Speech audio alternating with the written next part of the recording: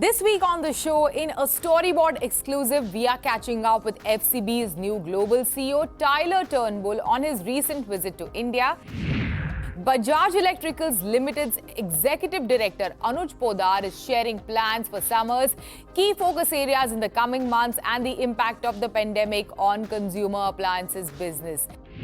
And Zepay's CEO Avinash Shekhar is speaking about their new campaign and advertising of crypto products in India.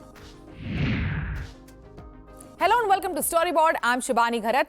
Tyler Turnbull recently took over as FCB's global CEO post the departure of Carter Murray, and a month down the line, he's on a trip to India to take stock of the India market.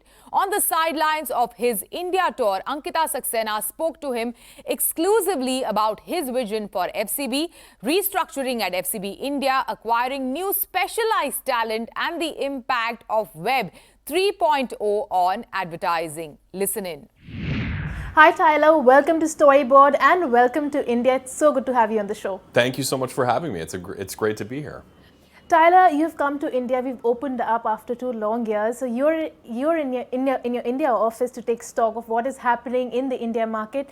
Tell us what is on the agenda for your India trip and what are going to be your key focus areas. Well, I was in India in 2019. We had a big global meeting here across all of FCB, and I've never forgotten how special the experience was to be here with the team.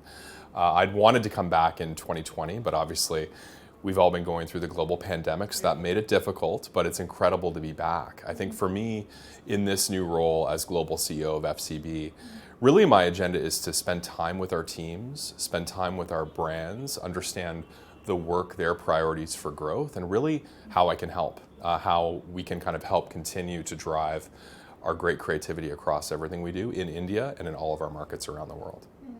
Tyler, you have recently taken over as the global CEO Yes. post the departure of Carter Murray, Yep. and those are big shoes to fill. Literally, they're very big. Yes, literally.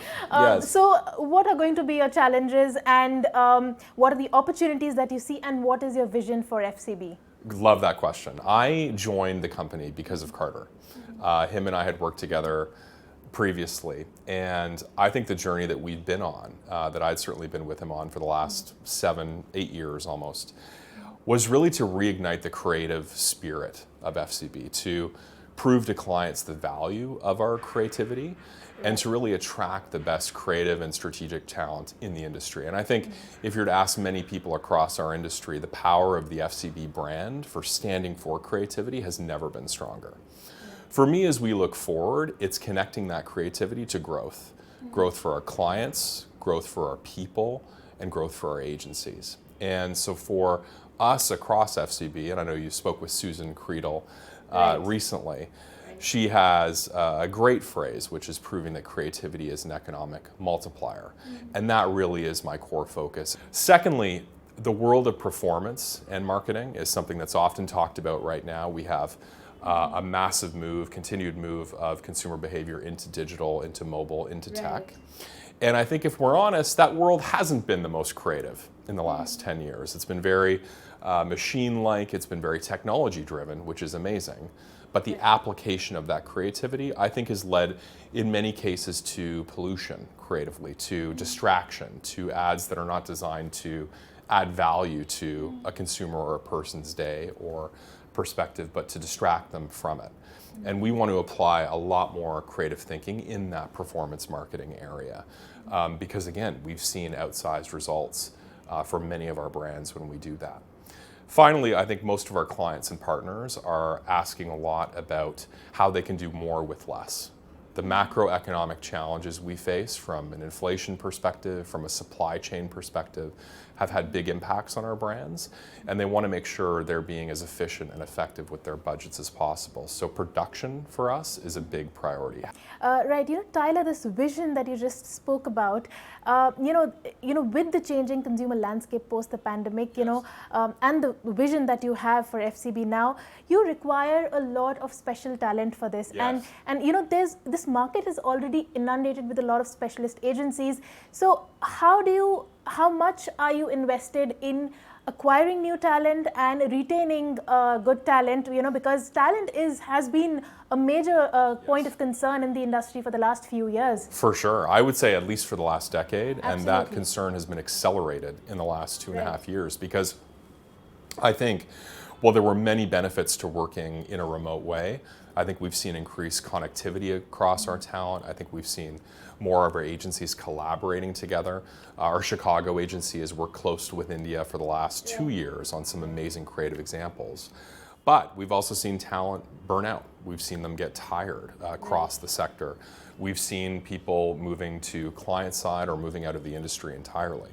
And so I think, to unpack your question, I think for me, attracting and retaining the best talent in the business is our top priority, because at the end of the day, that's who our clients work with, and that's what makes agencies agencies. Tyler, you just spoke about the fact that you come from a digital background, Yes. and if anything, this pandemic has given a major boost to the digital economy, Yep.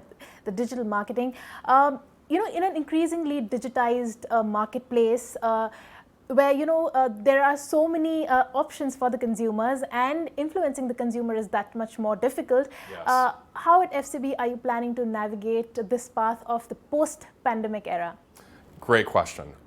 Our focus is creating timeless and timely brands. Right. We believe that the fundamentals of brand building are still the same, right? They have not shifted dramatically during the pandemic. You still need an amazing proposition, you still need a great product, and you still need a great story. Perhaps there's a shift in the medium, would you say that? There's a shift in the media, absolutely, in terms of consumption, but I think the codes of how brands are built, the fundamentals strategically are still the same.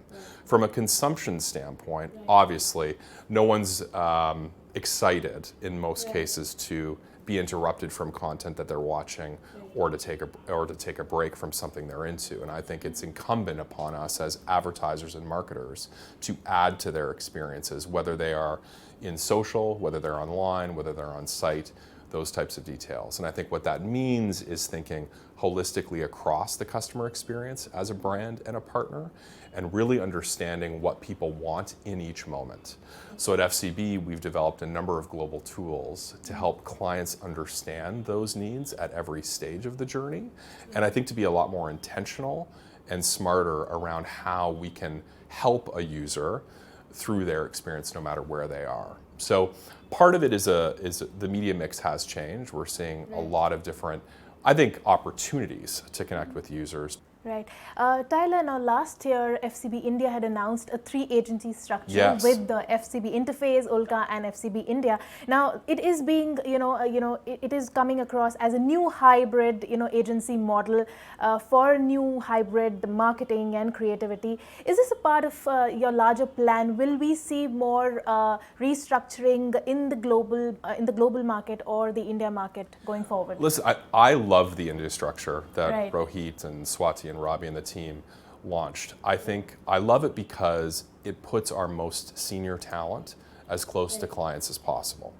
I've long been a believer that our most effective agencies, our most effective leaders and teams are talking and working with our clients directly every day. And I think the structure in India has allowed us to do just that, not only from a time standpoint, but also geographically.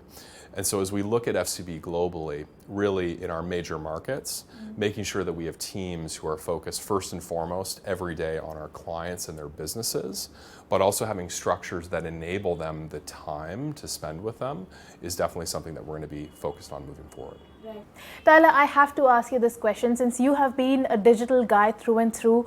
Web 3.0, how is this going to be a game changer? Because with Web 2.0, the power rested with the big boys, the big tech giants like Facebook, because they really owned the data. But with Web 3.0, the owner, it has decentralized data in many ways. So how do you see that? How do you see Web 3.0, impacting your business or the future with this technology? Listen, I think let's start from a person standpoint. Right. I think owning your own data, I think being more in control of what you share and don't is always a good thing, no matter Right. where you are globally. I think for me, the excitement about Web 3.0 isn't the fad aspect of it, it's the fundamentals of what it could do, right? I think a lot of brands right now are experimenting in, we've done work in blockchain, obviously with NFT creation, those types of experiences. The metaverse, of course, is something that I know we're talking about a lot globally. But I actually think a lot of the excitement around Web3 is in identity, is in the experience that the blockchain could do for categories like ticketing, any categories in experiential or events. I think we're going to see a new wave of experiences that come from this that I'm really excited about. I think for us, it's making sure, again, that brands are experimenting in that space, that they're really leaning into it, but they're not losing sight of what helps them grow. Because adoption of a lot of these technologies are still early stage. All right, Tyler, thank you so much for joining us today. It was a pleasure to have you on the show. Thank you. Lovely to meet you and great to be here. It is time for a break. On the other side, Anuj Podar, Executive Director, Bajaj Electricals Limited, is sharing plans for summer, key focus areas in the coming months, and the impact of the pandemic on consumer appliances business. Don't go anywhere. We will be right back.